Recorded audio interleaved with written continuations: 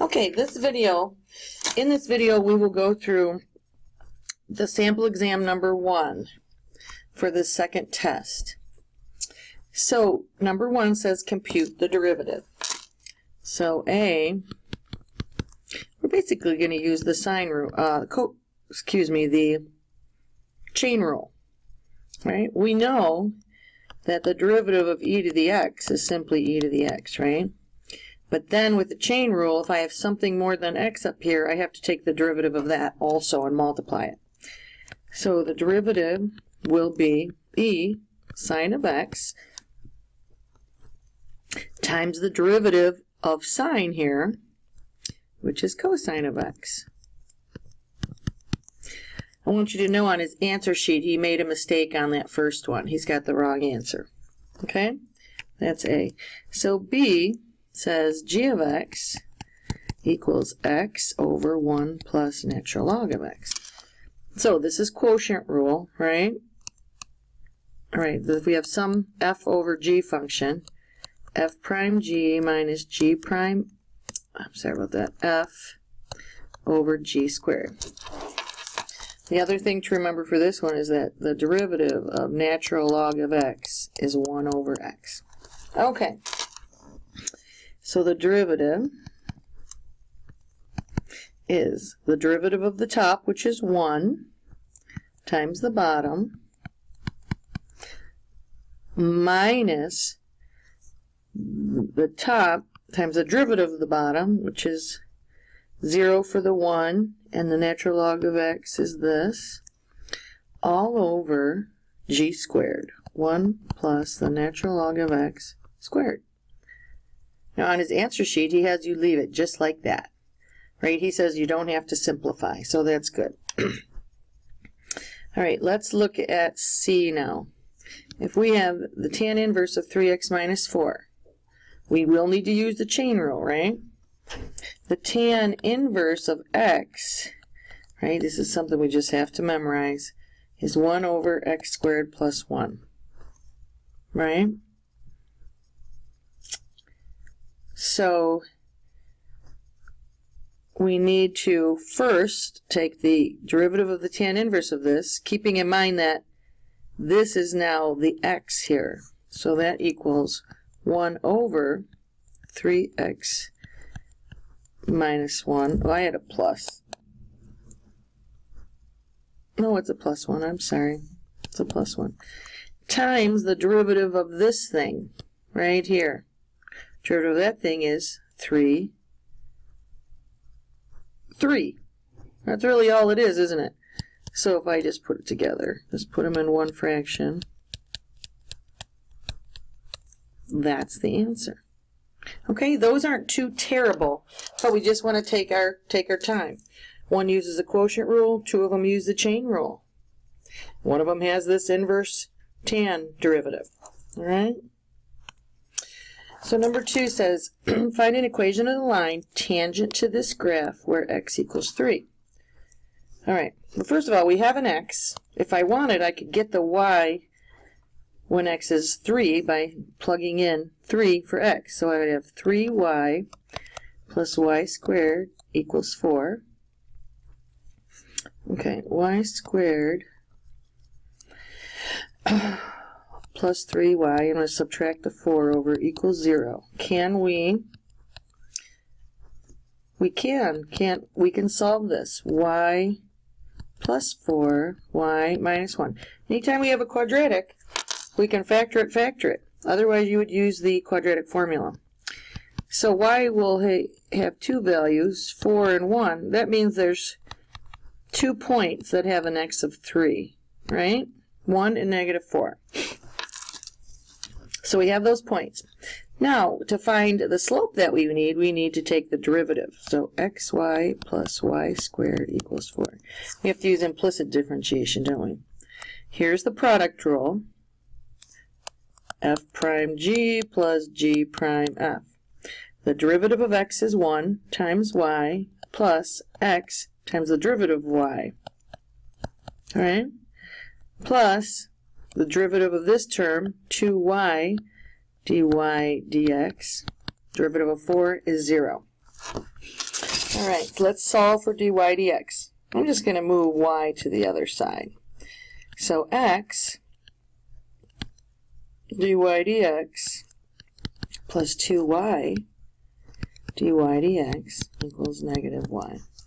Now I'll factor out the dy dx, right? And then I'll divide out this, right? So this is my dy dx. So basically I need to find the slope then, right? At these two different points that I have, because I'm going to have two lines.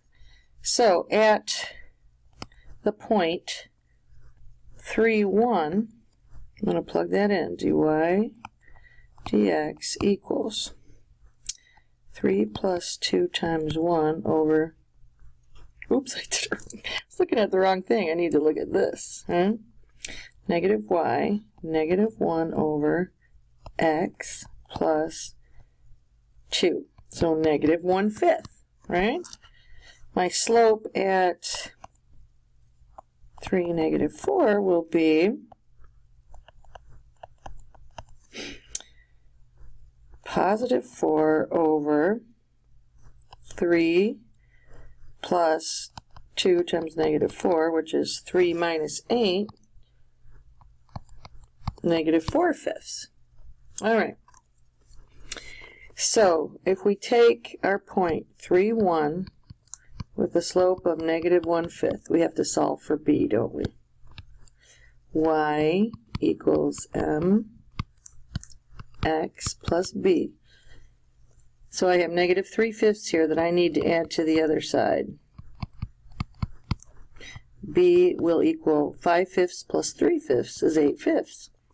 So my overall equation then is y equals negative 1/5 x plus 8 over 5. Well, actually, he writes it in a point slope. Same diff. You know, he shouldn't have a problem, since I think he showed you how to do this. All right, the second point is 3, negative 4, and the slope was negative 4 over 5. So negative 4 equals the slope times x plus b. All right, so here I have negative 12/5, don't I? I'm going to add 12/5. Negative 4, negative 20 over 5 plus 12 over 5 equals negative 8 over 5, right? So I'm sorry, it's getting messy here. Final equation, y equals negative 4 over 5 x minus 8 over 5. Okay, what I just did was I went to his answers and I took his equation of the line in point slope form and I made sure it matched my slope intercept form, and it did. This process of finding the lines, the way you and I have been doing it for a long time, right? Next, determine the interval where f of x equals, this function is concave down. We need second derivative, don't we? So, and this is a product. Remember, the derivative of e to the x is e to the x. The derivative of e to the negative x is really e to the negative x times negative 1, right? Let's do our product rule. The derivative of x is 1, e to the negative x, plus x times negative e to the negative x. So that equals, well, this is derivative, first derivative, equals e to the minus x minus x e to the minus x. Second derivative, derivative of e to the negative x, we know is negative e to the negative x, minus a product rule. It's actually the same, this, right, is the same as that. So I could actually copy down what I have here, which is e to the negative x minus x e to the negative x. So I have minus e to the x minus 2 e to the negative x. Oops, I lost that. It's a plus. Plus x e to the negative x. All right. For us to work with this, we want to set it equal to 0. So let's try to factor. We can pull out that. We have this. Now exponential functions like this are never 0. So this thing will be 0 only when this is 0. So negative 2 plus x equals 0, x equals 2. So remember how we're using our number line? So that means that inflection point here. So we're saying what side of this is positive, what side of this is negative? Well, all I'm going to do is come up here and say what happens at 3. If I plug a 3 in right there, negative 2 plus 3 is positive. E to the negative x is positive. So this is positive. If I plug in a 0, let's use 0.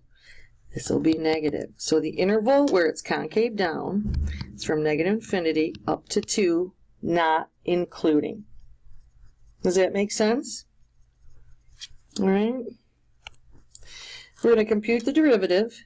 Here we'll be using product rule, we'll be using chain rule, and the derivative of 4 to the x, or anything other than e here, is going to be 4 to the x times the natural log of 4, right? So the first one's the product rule. So if I take the derivative, the first derivative, excuse me, use the product rule. The derivative of f, the first function, is 4x natural log of 4 times the second function, right? Plus the first function times the derivative of the second function. Well, that's 0. This will be minus 2x. Notice he just leaves it like that. Doesn't make it simplify. All right, I'm going to do g of x here. Well, this is basically, I like to write it like this to make sure I'm doing it correctly. So first I'm doing the power rule. 3 sine of x squared times the derivative of sine of x, which is cosine of x. Chain rule and power rule, right? So that one should be all set. And now we have a natural log. So let's think about this. Remember that the derivative, natural log of something, is 1 over that something, isn't it?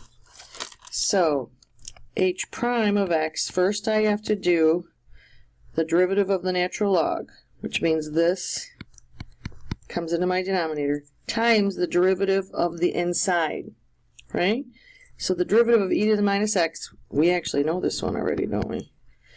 And then the derivative of negative x, we're going to say minus 1. So I can just put those together. Negative e to the negative x minus 1 over e to the negative x minus x. He's saying don't worry about simplifying. Right. Remember, we proved to ourselves that the cosine, the derivative of the cosine of x ends up, it repeats every 4 derivatives, doesn't it? So if we say 99 divided by 4, 16, it's 24 with 3 remaining, right? So I'm going to take the third derivative. So f of x equals cosine of x. F prime of x, cosine is negative sine of x, right?